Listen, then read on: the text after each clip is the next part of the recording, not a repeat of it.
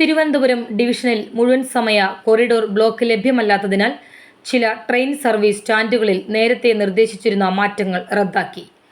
September 10-12 തീയതികളിൽ നിലമ്പൂരിൽ നിന്നും ആരംഭിക്കുന്ന 16-325 number Nilambur road Kottayam X സാധാരണ ഷെഡ്യൂൾ പ്രകാരം ഓടും. ഈ ട്രെയിനിൻ്റെ ഹ്രസ്വകാല സർവീസ് റദ്ദാക്കി.